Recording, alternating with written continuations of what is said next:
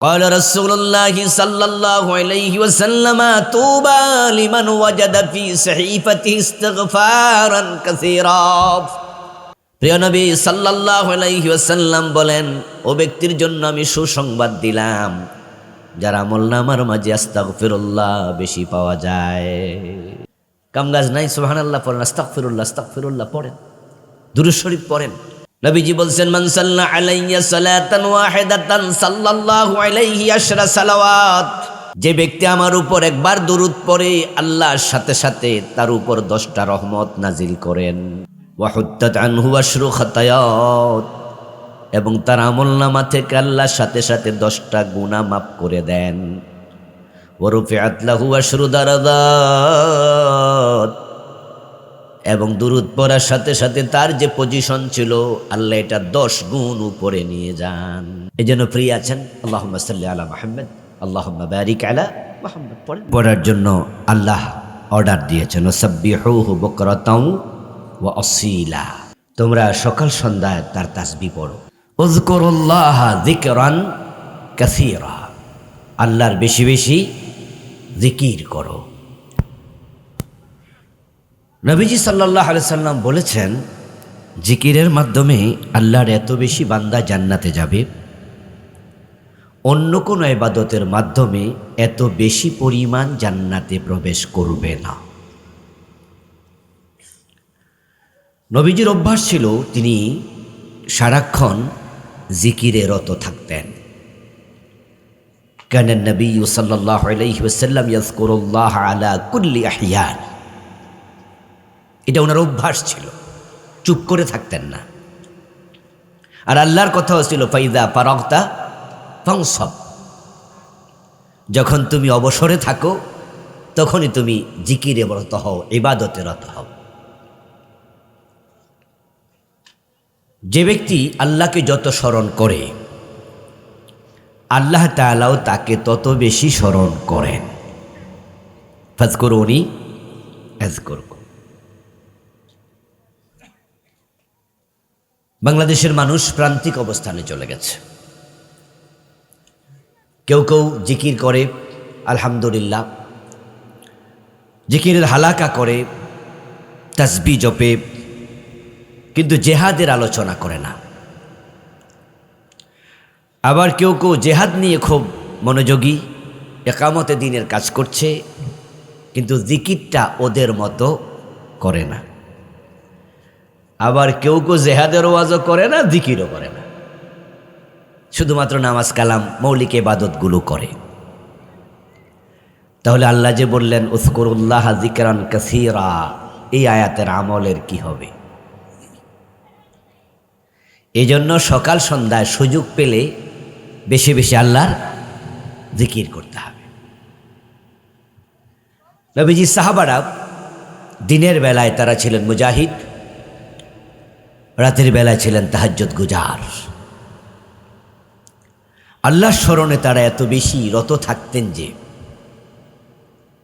আল্লাহর স্মরণ থেকে তাদের দিল অন্যদিকে যেতই না। এজন্যই মাত্র 313 জন সাহাবী বদরের যুদ্ধে যাওয়ার পর আল্লাহ 5000 ফেরেশতা পাঠিয়ে তাদের সাহায্য করেছেন। মান ছিল হাই ক্লাস। নবীজির শিখানো জিকিরগুলো আমাদের বেশি বেশি স্মরণ করা, জিকির করা, আমল করা দরকার। আল্লাহ আমাদেরকে তৌফিক দিন, বলুন আমিন। হাশরের ময়দানে আল্লাহর কত বান্দা উকুনের ডিম পরিমাণ সওয়াবের অভাবে জাহান্নামী হবে। নবীজির হাদিস, উকুনের ডিম, উকুন কত ছোট, ডিম আরো কত ছোট। فَأَمَّا مَنْ خَفَّتْ مَوَازِينُهُ فَأُمُّهُ هَاوِيَةٌ, ওজন করার পর যার আমল নামায় সওয়াব কম হবে, আল্লাহ কুরআন মাজিদে বলেন তার বাসস্থান হবে জাহান্নাম।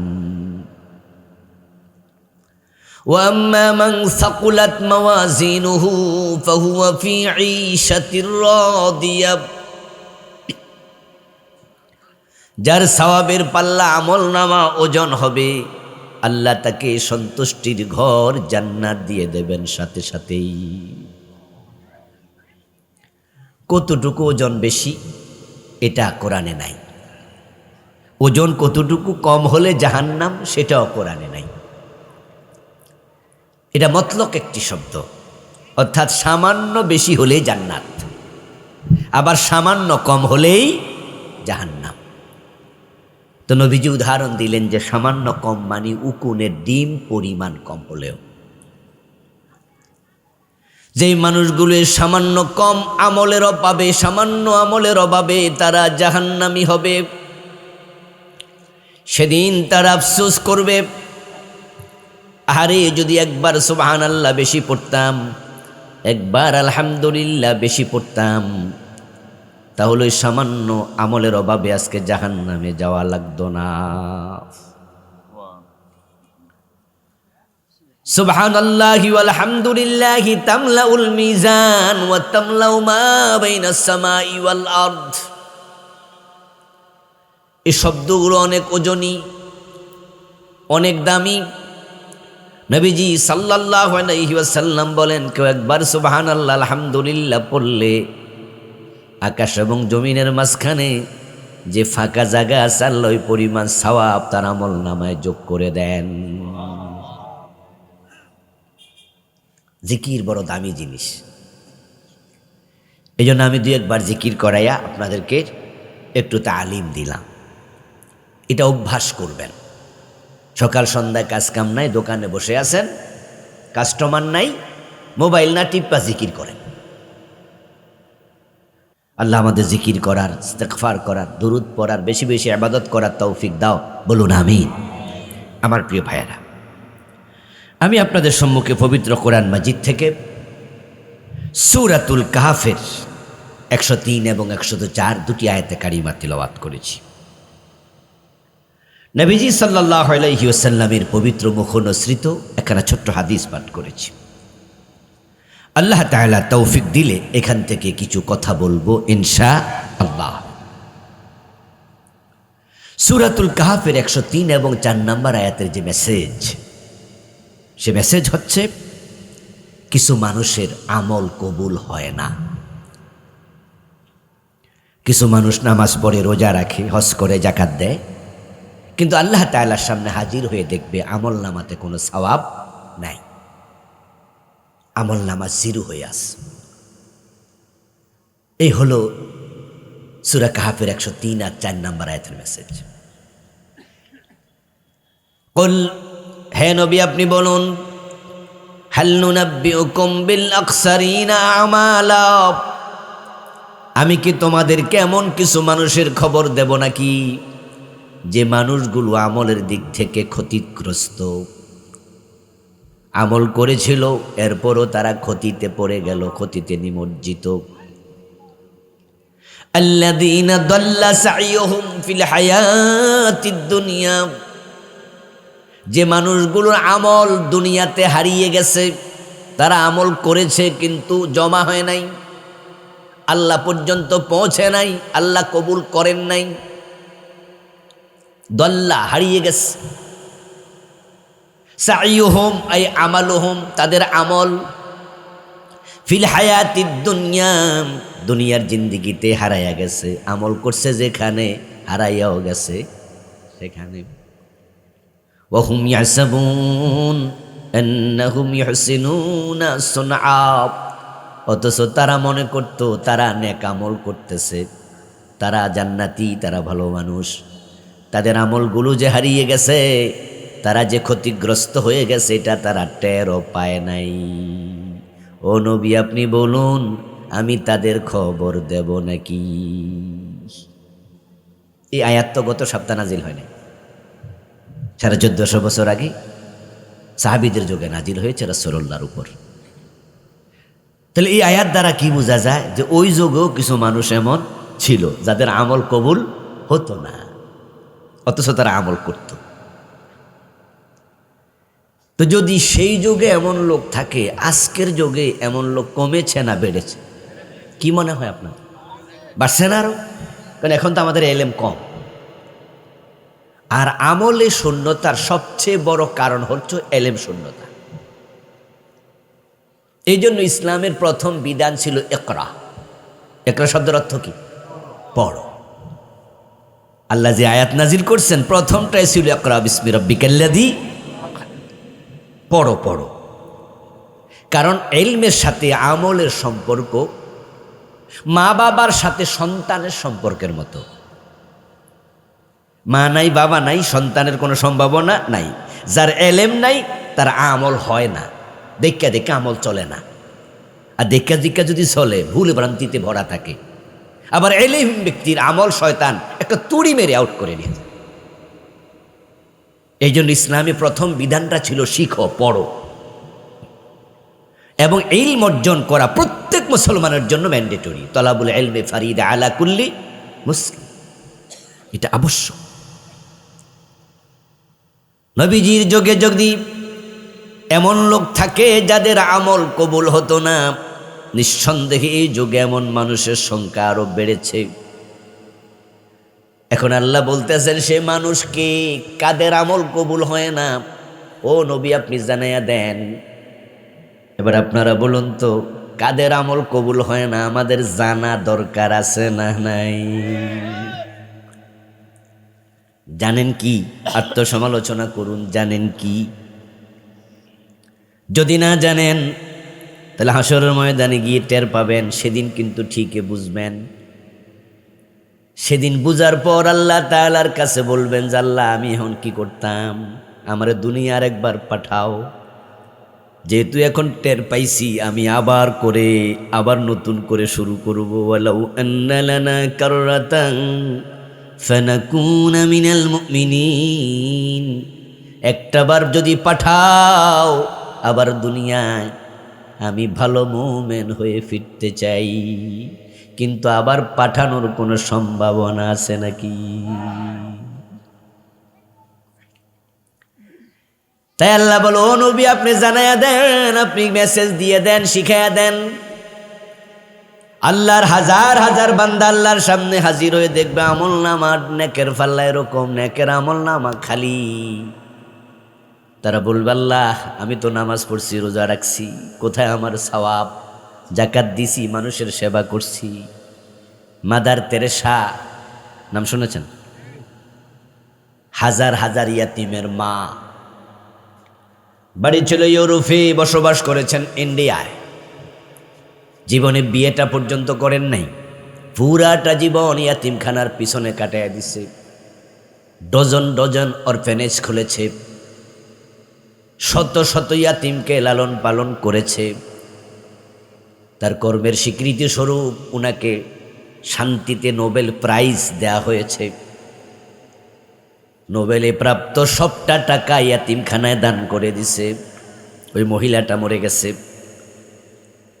ইয়াতিমের লালন পালন করা যে কত বড় নেক, কত বড় ইবাদত, কত বড় সওয়াব।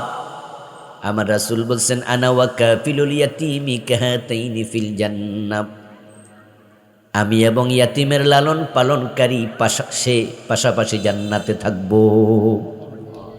মাদার তেরেসা এত ইয়াতিম পালছে, বেহেশত পাইছে। এই নেকগুলো তার আমল নামায় জমা হয়েছিনি, তাহলে সবার আমল জমা হয় না।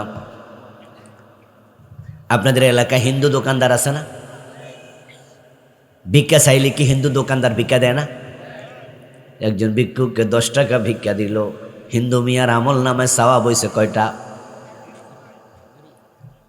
তো দান সদকা করা কি সওয়াবের কাম না? তো সওয়াব গেল কই? হে তো দান করলো। কাদিয়ানির নাম শুনছেন?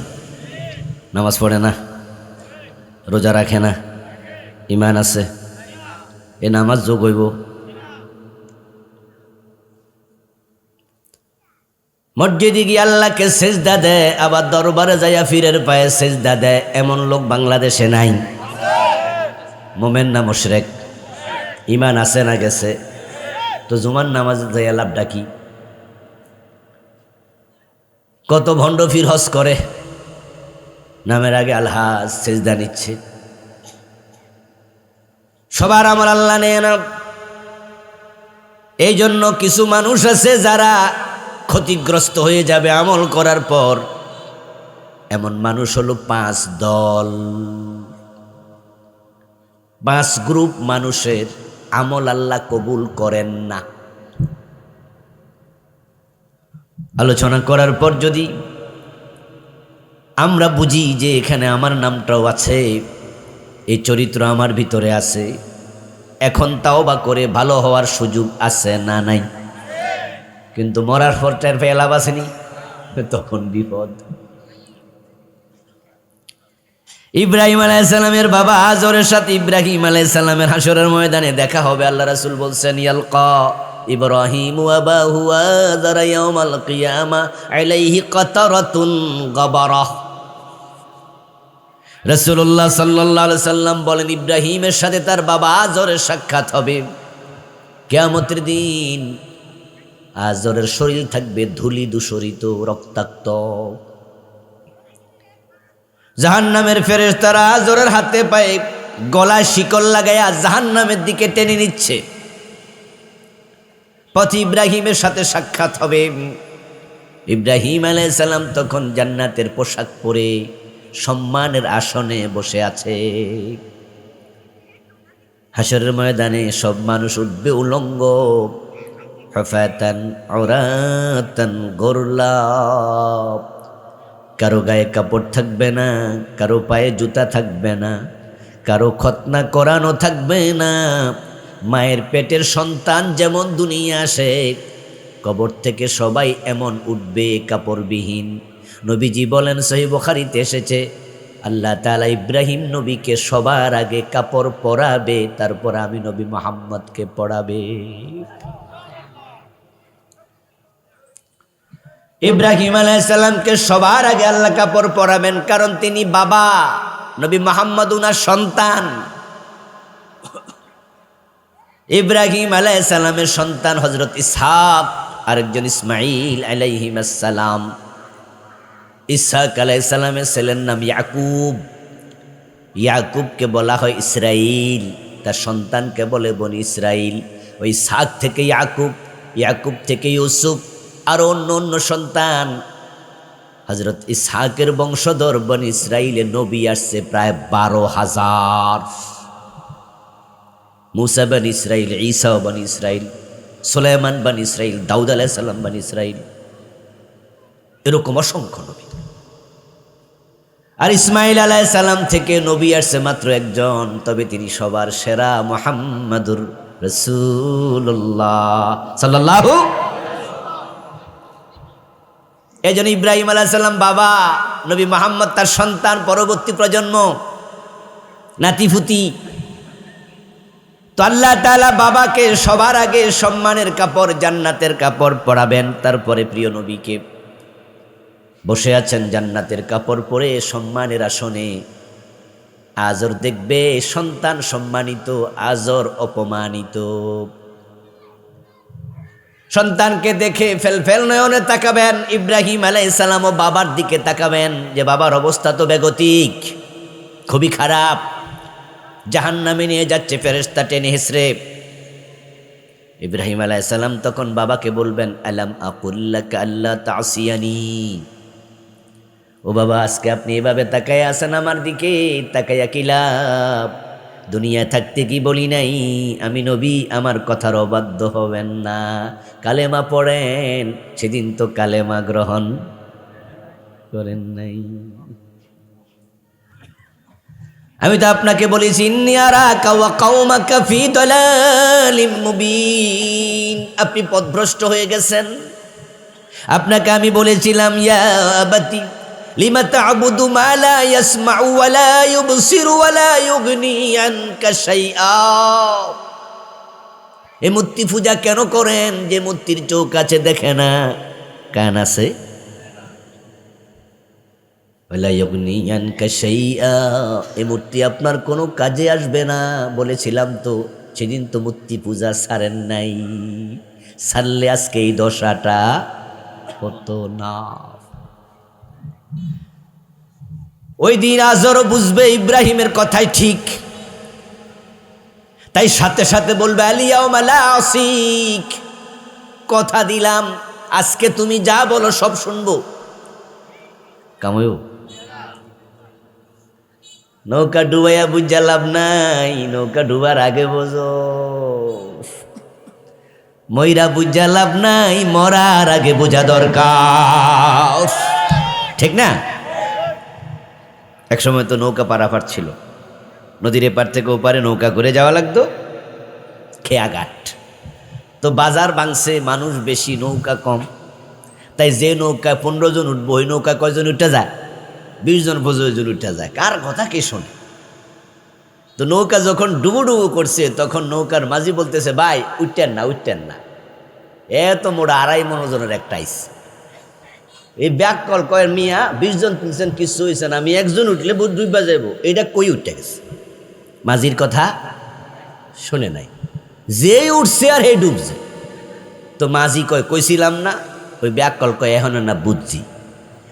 বুঝলেন, তবে আমরা রে ডুবাইয়া কইছিলাম তো, কথা শোনেন নাই, বুঝছেন ঠিকই, তবে একা তো ডুবেন নাই, 20 জন লইয়া। এখন আমাদের মাঝেও কিছু লোক আছে কোরআন হাদিসের পথে চলে না, কোরআনের কথা শোনে না। তারাও বুঝবে, তবে যেদিন বুঝে কোনো লাভ হবে না। তারাও বুঝবে, তারাও বুঝবে। এই তসলিমা নাসরিন এখন বলতেছে দেয়ার ইজ নো গড। নাউজুবিল্লাহ পড়ে, ওকে আল্লাহ বলতে কেউ নাই। ওয়ালাউ তারা إذ يتوفى الذين كفروا الملائكة يضربون وجوههم وأدبارهم وذوقوا عذاب الحريق। ও প্রিয় নবী, যখন ফেরেশতারা কাফেরদেরকে মৃত্যু দেয়, মৃত্যুর আগে তাদের চেহারার মাঝে, পিঠের মাঝে জাহান্নামের চাবুক দিয়া ইয়াজরিবুন, জরাবা ইয়াদরিবু অর্থ কি? চুমু দেয়া। আলেম ওলামারা বলেন না, মাইর মাইর মাইর। কোরআনের আয়াত শোনাচ্ছি, কোরআনের আয়াত। ওয়ালাউ তারা, যদি আপনি দেখতেন, ঈদ যখন ইয়াতাওয়াফাল্লাযীনা কাফারুল মালাইকা, কাফেরদেরকে যখন ফেরেশতা মৃত্যু দেয়, ইয়াদরিবুন, পিটাইতে থাকে, উজুহাহুম, চেহারার মাঝে, ওয়াদবারাহুম, এবং পিঠের মাঝে,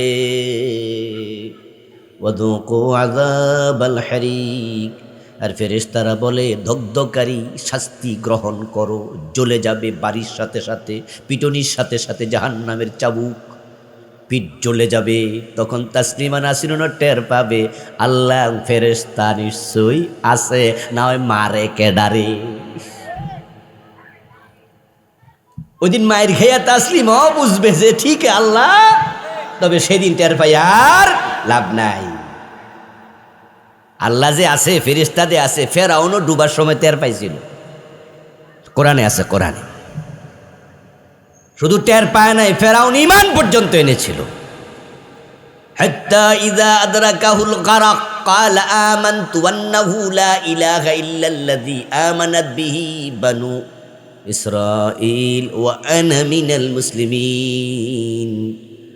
যখন ফেরাউন পানিতে ডুবে যায়, হাদিসে পাওয়া যায় জিবরিল আমিন বলেন, হে রাসূল, ফেরাউনকে মৃত্যু দেওয়ার সময় আল্লাহ আমারেও পাঠাইছে। সুবহানাল্লাহ পড়েন। হে রাসূল, ফেরাউনের মৃত্যুর সময় আল্লাহ আমারেও পাঠাইছে। ফেরাউন তো একা মরে নাই, সাথে অনেক সৈন্য ছিল, অসংখ্য ফেরেশতা আগমন করেছে। ফেরেশতারা এসে তাদেরকে পানির মাঝে সুবাইয়া সুবাইয়া মারছে। ফেরাউনের দায়িত্বটা আল্লাহ আমারে দিয়েছিল যে সুবানিটা তুমি মারো, পরে আজরাইল আইব।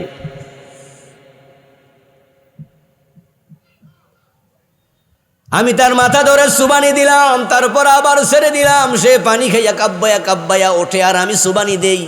এক পর্যায়ে দেখি সে বলে বলছে আমান্তু। আমান্তু অর্থ কি? আমি ঈমান এনেছি। হাত্তা ইযা আদরাকাহুল গারাক, যখন তারে পানি পাইছে, সুবানি দিছে, ক্বালা আমান্তু, সে কই ঈমান আনছি। এই অবস্থায় জিবরিল আমিন বলে, রাসূল, আমি তখন তার মাথাটা চাইপা দৌড়া পানির তলায় নিয়া, তারপরে আমি ওই মাটি নিয়া, কাদা মাটি নিয়া বাহারে আহমারের তলা থেকে তার গালের ভিতর ঢুকাইয়া দিছি। সেজন্য লা ইলাহা ইল্লাল্লাহ ওইটা কইতে না পারে। আমান্তু পর্যন্ত শেষ।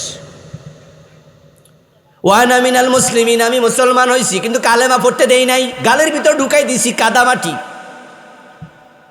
ফেরেশতার ঢেলা খাইয়া সেদিন ফেরাউনও বুঝছে আল্লাহ আছে, ফেরেশতাও, কিন্তু নৌকা ডুবাইয়া বুঝা কোনো লাভে নেই। যারা সুদে টাকা লাগাইয়া বৈশা রইছ, ফেরেশতা আইসা যে কি ফিডানি মারবো ওই দিন টের পাইবা সুদ খাওয়ার মজা কি। তবে সেদিন মায়ের যখন দিব, পাবলিকের বাড়ি যাই আর সুদ খামু না, মাফ কইরা দিলাম, এ কথা বলার সময় আর দেবে না। ও দোস্ত, 5টা অপরাধ করলে আমল কবুল হয় না। 5টা, এগুলো আজকে বলবো সংক্ষেপে। ইশারের নামাজ মাগরিব থেকে কম সময়ের ভিতরে হয়ে যায়, তাই সময় কম, সংক্ষেপে কথা। 5টা অপরাধ করলে আমল কবুল হয় না। ওই 5টা 2 ভাগে বিভক্ত। প্রথম ভাগে 3টা, দ্বিতীয় ভাগে 2টা, 3 এ 2 সমান সমান 5। প্রথম 3টা অপরাধে ইমানও যায় আমলও যায়, একসাথে সব শেষ।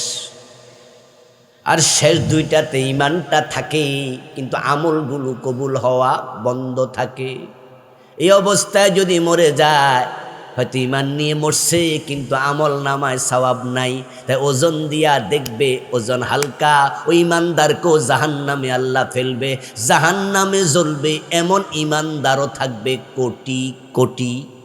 তবে নবীজি বলেছেন নির্দিষ্ট মেয়াদের পর ইমানের কারণে তারা কোনো না কোনো দিন আবার মুক্তি পাবে, আর যাদের ইমান নাই তাদের কোনো দিন মুক্তি নেই। প্রথম 3টি অপরাধে সব শেষ, আমও নাই, সালাও নাই, ইমানও নাই, আমলও নাই। প্রথম 3টি অপরাধ হলো 1 নাম্বার কুফর, 2 নাম্বার শিরক, 3 নাম্বার নেফাক ইতিকাদি। মনে থাকবে নি? 1 নাম্বার কুফর, আমার সাথে বলেন 1 নাম্বার কি? 2 নাম্বার শিরক, 3 নাম্বার নেফাক ইতিকাদি। যদি এই 3টার সাথে কারো সম্পর্ক থাকে, তার কোনো উপায় আর আজর বুঝবে, সেদিন আজর বুঝবে। তবে উনার সম্পর্ক ছিল মূর্তির সাথে। যারা মূর্তি পূজা করে তারা মুমিন না মুশরিক? শিরকের সাথে সম্পর্ক থাকার কারণে সেদিন ইব্রাহিমের সুপারিশ আল্লাহ কবুল করবেন না। যখন বলবে আলিয়াউমা লা আসিক, আজকে তোমার অবাধ্য হব না, তখন ইব্রাহিম আলাইহিস সালাম বাবার প্রতি মনে ভালোবাসা জন্ম নেবে। আসলে তো বাবা যত খারাপই হোক, ছেলের কাছে সে তার বাবা। বাবা যদি চুরি করে চান্দিনা বাজার ধরা খায়, খবর ফোলা শোনে বাড়িতে, বাবার প্রতি মায়া জাগে না? আহারে পারলে উড়াল দিয়া চলে যেত, ছুটাইয়া আনত। এটাই তো রক্তের সম্পর্ক। ইব্রাহিম আলাইহিস সালাম সাথে সাথে ইব্রাহিম আলাইহিস সালাম বাবার সাথে কথা বলা বন্ধ করে তিনি আল্লাহর সাথে কথা বলা শুরু করে দেবেন।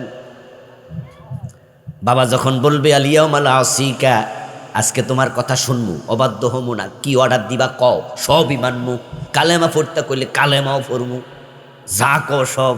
টানতাছে ছেলের সামনে বাবারে যদি কেউ ফিটায়, ছেলের কি ইজ্জত যায় না? তো আমার কাছে তো শরম লাগতেছে, এর চেয়ে বড় শরম আর কি আছে? আল্লাহ তাআলা বুঝান, ইব্রাহিম ঘুরাইয়া ফিরাইয়া বুঝাইতে চায় আমি আল্লাহ ওয়াদা দিছি ইব্রাহিমকে শরম দিমু না। তাহলে তো শরম তো লাগিয়া গেছে, তাই উনার বাবারে মুক্তি দিলে শরম থেকে ইব্রাহিম বাঁচে, কিন্তু ডিরেক্ট মুক্তি দিয়ে দাও এটা কয় না, কথাটা একটু ঘুরাইয়া ঘুরাইয়া বুঝাইতেছে। কারণ ইব্রাহিম আলাইহিস সালামও জানেন বাবা তো মুশরিক ছিল, মুশরিকের তো মুক্তি নাই, এজন্য ডাইরেক্ট কয় না আল্লাহ মুক্তি দিয়া দেন। ঘুরে ফিরে আমার শরম লাগে, আর আপনি কইছেন আমারে শরম দিবেন না। তাহলে তো আমনেরও ওয়াদা রক্ষার জন্য শরম থেকে বাঁচাইতে হইলে আমার বাবারে সারিতেই হয়। ইব্রাহিম আলাইহিস সালাম বুদ্ধি খাটায়। বুদ্ধি কি মানুষের বেশি না আল্লাহর বেশি? কত বেশি, কোনো তুলনা করা যায়? আল্লাহ তাআলা বুঝবে ইব্রাহিম কি বুঝাতে চায়, সাথে সাথে বলবে ইয়া ইব্রাহিম উনজুর তা'তা রিজলিক, ও ইব্রাহিম তুমি তোমার পায়ের দিকে তাকাও, পায়ের তলায় তাকাও। ইব্রাহিম আলাইহিস সালাম আল্লাহর সাথে মাথা উঁচু করে কথা বলছিলেন, এটা হাদিস দ্বারা বোঝা যায়। আল্লাহ বসে নিচের দিকে তাকাও। ইব্রাহিম আলাইহিস সালাম নিচের দিকে চোখ নিয়ে দেখবেন যেখানে আজর দাঁড়ানো ছিল সেখানে আজর নাই, হাতে পায়ে শিকল বাঁধা একটা রক্তাক্ত শূকর দাঁড়ায় আছে। ফাইযান যিখুন মুলতাকিত, শূকরের মতো একটা রক্তাক্ত প্রাণী দাঁড়ায় আছে। মুহূর্তের ভিতর আল্লাহ আজরকে শূকর বানায় ফেলবেন। ইন্নামা আমরুহু ইযা আরাদা শাইআন আন ইয়াকুলা লাহু কুন, বানাইতে কতক্ষণ লাগে? 1 সেকেন্ড, শুধু বলে হও ফায়াকুন। ইব্রাহিম আলাইহিস সালাম দেখে আজর তো নাই, এখন হাতে পায়ে শিকল বাঁধা শূকর আছে। আল্লাহ বলবো ফেরেশতারা এই শূকরটাকে জাহান্নামে ফেলে দাও। ইব্রাহিমের চোখের সামনে সে শূকরটাকে জাহান্নামে ফেলে দেয়া হবে। আল্লাহ বুঝাইয়া দিলেন তোমার বাবার শূকর বানায়া তোমাকে বেজ্জুতি থেকে বাঁচাইয়া দিলাম, শরম থেকে বাঁচাইয়া দিলাম, কিন্তু আজরকে জাহান্নাম থেকে বাঁচাবো না, কারণ যে শিরিক করে তার কপালে জান্নাত নেই। কিভাবে থাকবে? 3টি অপরাধ করলে তো ঈমানই থাকে না। কফর করলে কাফের হয়, শিরিক করলে মুশরিক হয়, নেফাক ইতিকাদি করলে মুনাফিক হয়। আর যে ব্যক্তি কাফের, যে মুশরিক, যে মুনাফিক, একন্তরে কুফর শিরিক নেফাক সাথে ঈমান কখনো একসাথ হবে না। আলো এবং অন্ধকার যেমন একসাথে থাকে না, ওই 3টার সাথে ঈমান থাকে না। তাই যে কুফরি করবে তার সব শেষ।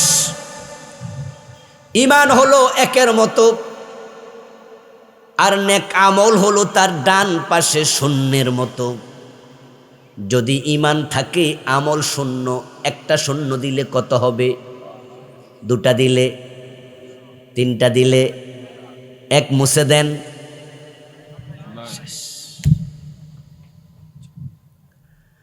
ওয়ালাউ আশরাকু লাহাবাতা আনহুম মা কানু ইয়ামালুন। আল্লাহ তাআলা কোরআন মাজিদে বলতেছেন যদি তারা শিরিক করে তাহলে আমল নামায় যত আমল ছিল সব সাথে সাথে বাদ। ওই যে বললাম 1 মুছে দিলে শূন্যের দাম আর। লাকাদ উহিয়া ইলাইকা ওয়া ইলাল্লাযীনা মিন ক্বাবলিকা লা ইন আশরাকতা লা ইয়াহবাতান্না আমালুক ওয়া লা তাকুনান্না মিনাল খাসিরিন। কোরআনের আয়াত। ও প্রিয় নবী, আপনার কাছে ওহী পাঠালাম, ওহী আমি আগেকার নবীদের কাছেও পাঠাইছি। একটা মেসেজ সব নবীকে দিয়েছি, সেটা হলো লা ইন আশরাকতা, যদি আপনি নবী হইয়া আপনি শিরিক করেন, লা ইয়াহবাতান্না আমালুক, আপনার আমল আর থাকবে না, সব শেষ। মেয়ের বিয়ে, ছেলের বিয়ে 400-500 লোক দাওয়াত দিয়া খাওয়ায়। ধনী মানুষরা আছে 1000-2000 দাওয়াত দিয়েও খাওয়ায়। সবাইরে খাওয়ানোর জন্য 10 মণ দুধ সংগ্রহ করছে, ড্রামের মাঝে জমাইছে, সে দুধ দিয়া দধি বানাইয়া খাওয়াবে। কিন্তু কোনো এক ফাঁকে এসে একটা কুত্তা মুখ দিছে।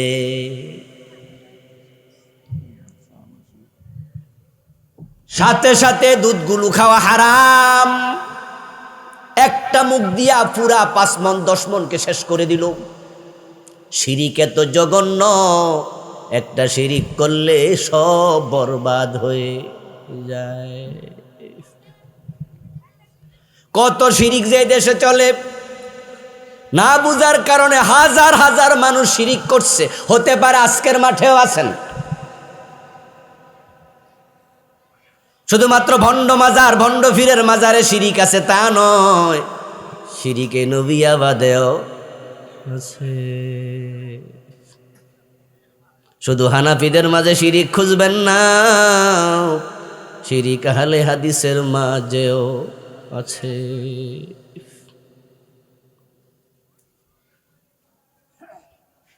দোস্ত, এলমের কারণে আমি শুরুতে বলেছি, আলমের অভাবের কারণে আমল হয় না।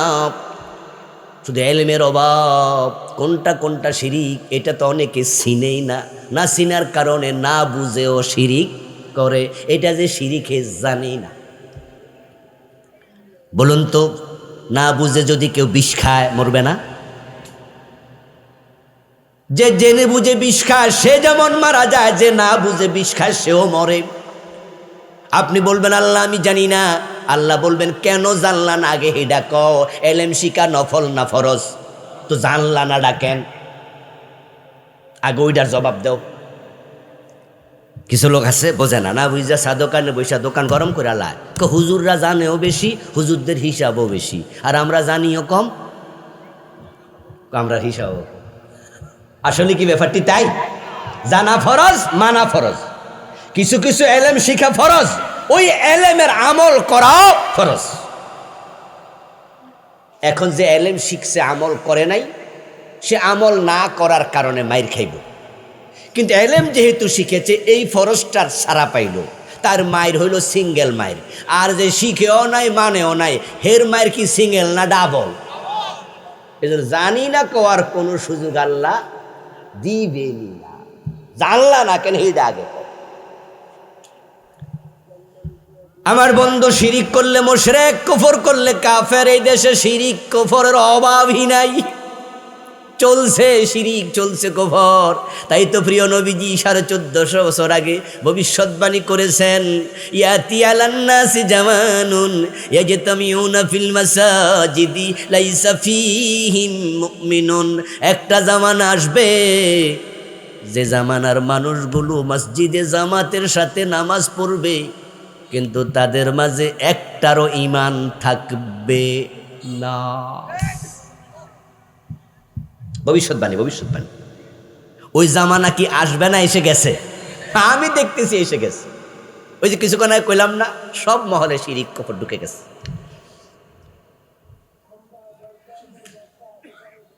قال رسول الله صلى الله عليه وسلم تكون بين الساعة فتن كقطع الليل المظلم يصبح فيها الرجل مؤمنا فيمسي كافرا। নবীজি ভবিষ্যৎবাণী করলেন, একটা জামানা আসবে কিয়ামতের আগে, সূর্য ডুবলে যেমন আধার দিয়ে আসে, পৃথিবীর বিভিন্ন দিক থেকে ফিতনা বের হবে। ওই ফিতনার জামানায় মানুষ সকাল বেলায় মুমিন থাকবে, সন্ধ্যা বেলায় কাফের হয়ে যাবে। মানুষ কাফের হতে হতে হতে হতে একটা সময় আসবে যখন পৃথিবীতে আর একজন ঈমানওয়ালাও থাকবে না।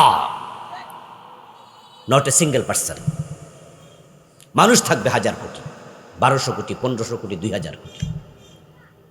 আল্লাহ যখন তাকায়া দেখবেন জমিনে মুমিন নাই, আকাশ জমিন রাখবেন না, আসার মেরে ভেঙে দেবেন একসাথে। এটার নাম কিয়ামত। কিন্তু যদি একজন মুমিনও থাকে কিয়ামত, সহিহ মুসলিমের হাদিস। قال رسول الله صلى الله عليه وسلم لا تقوم الساعة ولا أحد يقول الله الله আল্লাহ আল্লাহ বলার মতো একজন মুমিন থাকলে কিয়ামত হবে না। সহিহ মুসলিম, রাওয়াহু মুসলিম। এবার এই হাদিসের বিপরীতে গেলে বোঝা যায় যেদিন কিয়ামত হবে ইমানদার একজনও আর। এখন এত কাফের যে পৃথিবীতে আসবে, সব মানুষ কি একসাথে কাফের হবে? জি না, গ্রাজুয়ালি গ্রাজুয়ালি গ্রাজুয়ালি এক একজন এক এক জায়গায় ধাক্কা খাইয়ে ইমান হারাই ফেলবে। যেমন কাদিয়ানি। আপনারা যারা জানেন তারা বলুন তো, কাদিয়ানিদেরকে আমরা মোমেন মনে করি? বলেন না, কাদিয়ানি কি মোমেন না কাফের? হ্যাঁ, এদেশে একটা মাসালা কিন্তু আমরা মোটামুটি হানাফি আর আহলে হাদিসের একমত হইছি, এটা হলো কাদিয়ানি কাফের। এই মাসলায় আমরা আহলে হাদিস কওমি আর আলিয়া একমত হইছি। আমাদের ধামতি আলিয়া পড়ছি আমি, তো কওমি মাদ্রাসাওয়ালারা কয় আলিয়া মানি খালিয়া। তো যাক, ভাগ্য ভালো আমি আবার কওমি মাদ্রাসা থেকেও দাওরা ফাঁস করছি, এজন্য ফুরা খালি না। আচ্ছা দেখেন, আলিয়াওয়ালারাও বলে কাদিয়ানি কাফের, কওমি আলারাও বলে কাদিয়ানি কাফের, হানাফিরাও বলে কাদিয়ানি কাফের, আহলে হাদিসরাও বলে কাদিয়ানি কাফের। এই মাসালায় মাজার ফন্তিরাও আমরা লগে সুর মিলে এক ঠিক কইছেন হেরা কাফের। মানি যারা নিজেরা রাগা মাথা না হেরা কাদিয়ানিরে গীতা কয় কাফের কয়। যে ব্যক্তি ফিরের পায়ে সেজদা দেয় এতে ইমান আসেনি, কিন্তু হে আবার কাদিয়ানিরে কাফের কয়। ফতুয়ার ক্ষেত্রে হে আমরা লগে একমত কয়, জি ঠিক কইছেন। আচ্ছা, প্রশ্ন হলো কাদিয়ানি কেন কাফের? আমার দোস্ত, কাদিয়ানি কাফের হওয়ার মাত্র একটা কারণ আমরা জানি, একটা মাত্র, সেটা হলো খাতামান নবিয়্যিন প্রশ্নে তারা কুফরি করেছে। তারা নামাজ মানে, রোজা মানে, হজ মানে, যাকাত মানে, সব মানে, কিন্তু আমাদের রাসূলকে শেষ নবী মানে না। তারা একজন ব্যক্তিকে নবী মানে, তার নাম গোলাম আহমদ কাদিয়ান। ওই যে নবীজি বলছে ফিতনা আসবে, হঠাৎ করে সবাই কাফের হবে না, এই কাদিয়ানি ফিতনার এই জন্ম দিয়েছে এই লোকটা, যার নাম গোলাম আহমদ। তার জন্ম হলো 1835 সনে। কত সনে? কথা বলে না কেন ভাইয়েরা? কত সনে? 1835। তাহলে আজ থেকে কত, 150 বছর, 200 বছর এমনই। আচ্ছা, তাহলে 1835 সনে কাদিয়ানি জন্মের আগে কি কাদিয়ানি ফিতনা ছিল? নবীজি বলছে ফিতনা নতুন নতুন বের হবে। আচ্ছা, যে মুরিদগুলো দেওয়ানবাগের ফিরের কাছে মুরিদ হইয়া ইমান হারাইছে, এ দেওয়ানবাগের লোকটা জন্মের আগে কি দেওয়ানবাগ নামে কিছু ছিল? এটা একটা নতুন ফিতনা। আটরশিতে যাইয়া সেজদা দিয়া যে মুরিদগুলো মুশরিক হইছে, এই আটরশির ফিরের জন্মের আগে আটরশি দরবারটা, এটা নতুন আরেকটা ফিতনা।